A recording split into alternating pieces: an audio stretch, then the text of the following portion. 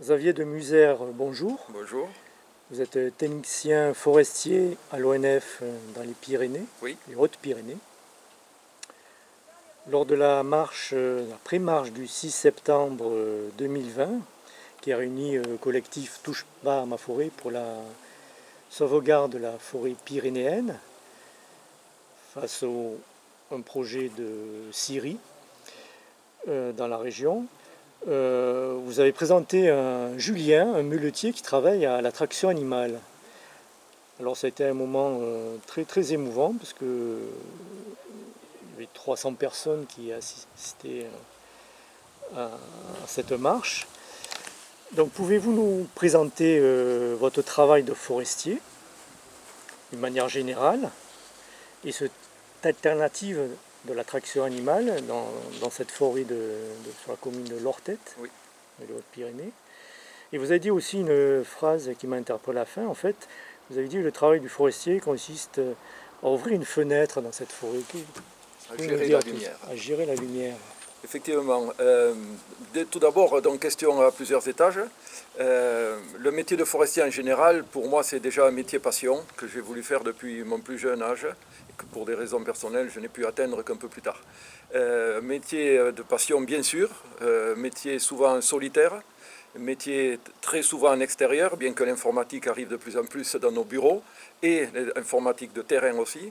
Mais c'est un métier qui regroupe beaucoup de facettes, depuis la gestion des coupes de bois, donc la mise en vente des bois sur le marché pour différentes raisons et par différentes techniques, la programmation et le suivi des travaux patrimoniaux dans les forêts que nous gérons, c'est-à-dire les forêts publiques, les forêts du domaine, la forêt privée de l'État, les forêts syndicales, les forêts communales, donc gestion des coupes de bois, gestion des travaux, protection de l'environnement, puisque nous sommes des agents assermentés, avec la possibilité de dresser procès-verbal.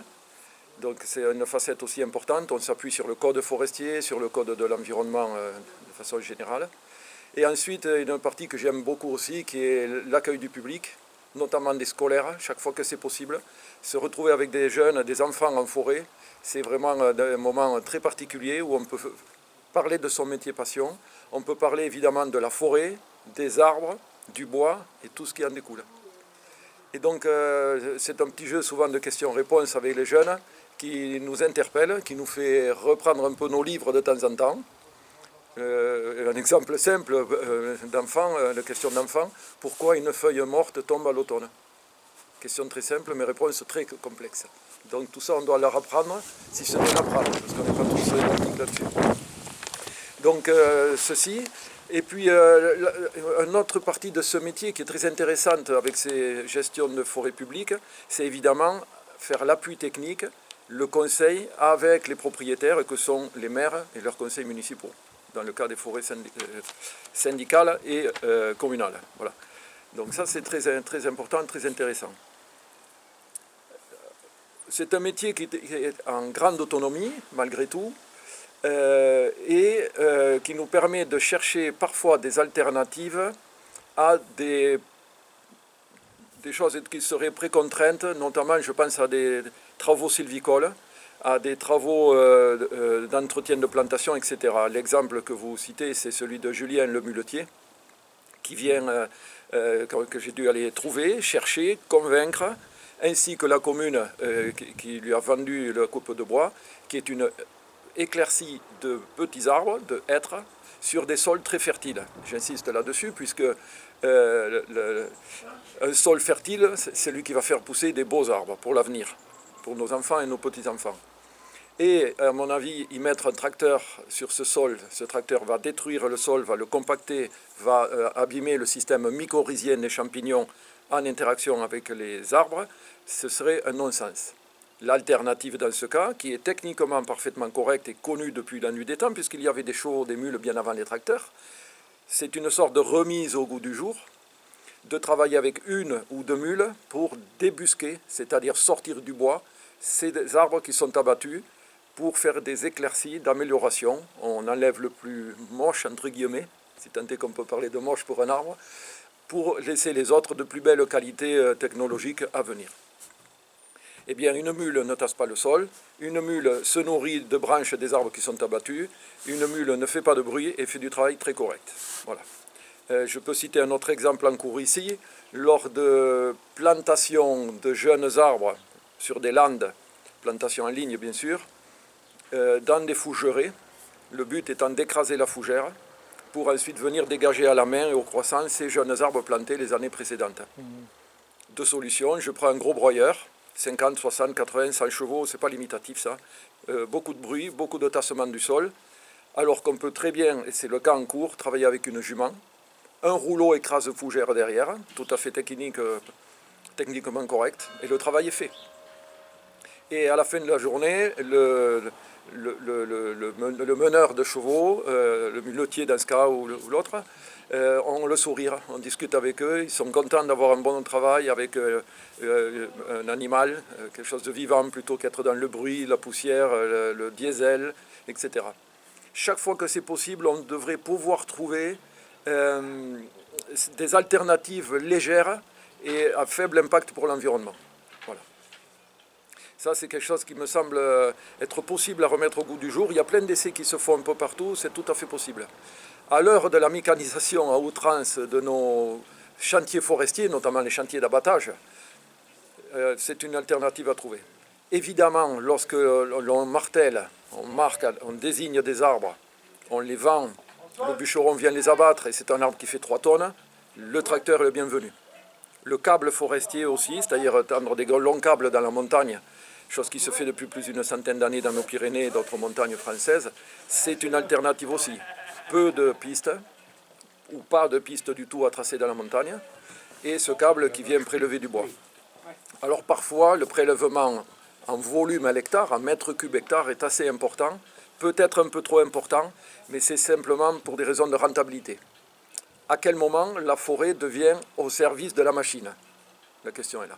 Et non pas la machine au service, quelle qu'elle soit la machine, au service de la forêt pour améliorer la forêt pour les besoins de l'homme. Voilà. Ça, c'est une chose. La mécanisation aussi, et on l'a bien vu dans certains films importants, comme exemple le film Le Temps des forêts, où la mécanisation prend le pas sur toute chose, même sur l'être humain qui conduit ces machines. Un conducteur ne peut pas faire 8 heures dans une machine, 8 heures de travail, parce que ce n'est pas assez rentable. Soit ils sont plusieurs, soit ils se fatiguent à outrance dans ces machines-là. Est-ce que c'est un choix? Est-ce que c'est encore un travail à échelle humaine? La question se lève. Voilà. Au lieu d'opposer les deux possibilités, justement, l'alternative traction animale et mécanique, est-ce qu'ils peuvent être complémentaires? Parce qu'on a vu lors de cette marche des traces de pneus, de tracteurs qui ont carrément éventré le sol. Oui. C'est plus praticable, je veux dire, dans ces conditions d'érosion avec les règlements climatiques. On se demande comment ils peuvent travailler dans ces conditions-là. Donc, est-ce que c'est une alternative justement de complémentarité qui peut être développée dans les années à venir? Je pense que oui. Dans l'exemple que je citais de Julien Lemullier dans l'éclaircie de bois de hêtre, là où les mules travaillent dans la parcelle, ce qu'on appelle le débuscage, de l'endroit où a chuté l'arbre jusqu'au bord de la piste où peut venir le tracteur, puisque sur ces pistes, de façon historique, depuis des décennies, le sol est complètement détruit, c'est une piste forestière, c'est de la voirie forestière. Si le tracteur vient là et il revient, c'est pas grave. Mais chaque fois que possible, le tracteur doit rester sur cette piste. Donc soit, vous connaissez le tracteur forestier avec un treuil, on déroule le treuil dans la parcelle pour venir chercher le bois, ou bien c'est une mule qui le fait si les grumes ne sont pas trop pondéreuses. Voilà. Et c'est un point important, la piste n'est plus un sol forestier, c'est de la voirie forestière pour sortir, débarder les bois, c'est le terme, le débardage. On a vu débuscage, débardage maintenant. Débarder ces bois jusqu'à l'endroit où un camion peut venir les porter, les charger avec sa grue et aller en Syrie ou dans des usines, etc. Voilà. La remise en état des pistes doit se faire, c'est normal. Aux frais de l'entreprise qui travaille, c'est normal. État des lieux initial, état des lieux à la sortie. Mais on ne parlera plus de sol forestier à cet endroit-là, c'est évident. Bon, pour terminer, donc cette phrase que vous avez dite, j'ouvre des fenêtres dans les forêts, vous pouvez en dire un petit peu plus? In fine, je pense que le métier de forestier, le marteau à la main, le marteau forestier qui nous vient de l'époque de Colbert et bien avant, est un métier de gestionnaire de lumière, d'où l'idée de l'esprit de la fenêtre. Je m'explique, notamment lorsque le peuplement, au dire des forestiers, est arrivé à maturité, il s'agit de le renouveler. Le renouveler, ça se fait généralement de façon naturelle avec les graines et donc les semis des arbres existants qu'on appelle les semenciers. Ça peut très bien être aussi, mais ça c'est un changement de destination de la parcelle forestière, coupe rase, plantation, ça se discute aussi. Ça peut être le cas justifié dans certaines raisons très particulières. Revenons à notre régénération naturelle. Dans nos forêts de hêtres, que je connais bien, le forestier commence par faire des coupes d'ensemencement, on ensemence la parcelle. Et donc on crée des puits de lumière, on ouvre des fenêtres dans la canopée, dans le haut-pied des arbres, en enlevant des arbres et en ne conservant que les arbres dits semenciers. Leur houppier, leur tête est mise à la lumière, ils fleurissent plus facilement, produisent éventuellement des graines plus facilement qui tombent au sol. Le sol étant la lumière, les graines germent, font des semis qui deviennent du fourré, du gaulis et du perchis. Ce sont des termes techniques suivant la hauteur des semis. Ça, c'est la théorie. La pratique, elle est un peu plus difficile. Parfois, on a une bonne fainée. Les graines des hêtres sont des faines, que tous les 5, 6 ans, 7 ans en forêt. Et ensuite, on gère la lumière en revenant faire des coupes secondaires, une ou deux. On continue d'enlever les grands arbres, au fur et à mesure que les semis montent, pour leur donner un maximum de lumière. Et à la fin, coupe définitive, qui est très différente d'une coupe rase. Coupe définitive, on sort tous les gros arbres et on laisse repousser la forêt. Voilà une des méthodes de suivi de la forêt qui s'appelle la futée régulière. Sur une parcelle, tous les arbres, qu'ils soient très jeunes ou très anciens, ont à peu près le même âge et montent ensemble en dimension. Voilà. D'accord. Encore une anecdote peut-être sur ce travail que vous faites avec passion, pour terminer. Oh, alors toujours dans la même forêt que j'aime beaucoup, pour la connaître bien, vous parliez de dégradation par les tracteurs forestiers. Donc les tracteurs débardent les troncs d'arbres presque par tout temps, malheureusement, sur des places de dépôt qui deviennent évidemment boueuses. Janvier-février dernier, période de ponte de grenouilles rousses, et donc dans les ornières, un week-end, pondent les grenouilles. C'est un dilemme, parce que lorsqu'on arrive le lundi matin, qu'est-ce qu'on fait? On laisse travailler les tracteurs ou on s'occupe des grenouilles? On a fait une quote-part, où on a réussi à isoler des ornières. Le débardeur avec son tracteur a accepté de passer à côté, et on a réussi donc à laisser faire la ponte des grenouilles et la reproduction naturelle des grenouilles rousses, qui sont des grenouilles qui vivent en forêt. Voilà.